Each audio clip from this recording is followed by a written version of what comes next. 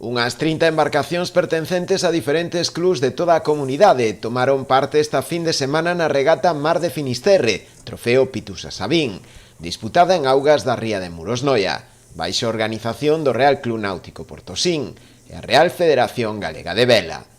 O feito de ser ademais a segunda das probas puntuables para o trofeo Presidente Xunta de Galicia fixo aumentar tamén o nivel dos barcos participantes.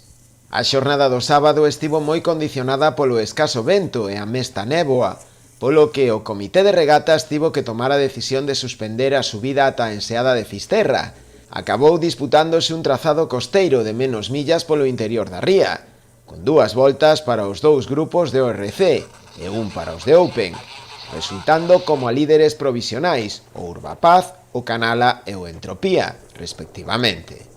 O domingo as condicións do mar para a navegación a vela melloraron significativamente, disputándose 2 mangas, tipo Barlovento-Sotavento para os ORC, cunha distancia total de 8 millas por proba, mentres que para os Open trazouse unha costeira, con saída a través da praia da Guieira.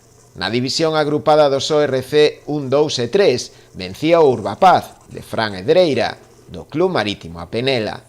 Barco que tamén se facía coa xeral do Mar de Finisterre trofeo Pitusa Sabín. A segunda posición foi para o barco da Armada Española, o Mirfac, patroneado por Diego López, e en terceiro lugar entrou o Bon Terceiro, de Víctor Carrión, do Club Náutico Punta Lagoa. No ORC 4-5, o triunfo foi para o Sadamar Alma do Mar, de José Enríquez, do Club Marítimo a Penela. O Raigras terceiro de Tom Núñez, do Club Marítimo Carrumeiro, ocupaba a segunda praza, e o bronce foi para o Canala, de Ignacio Ecenarro, do Real Club Náutico de Portosín.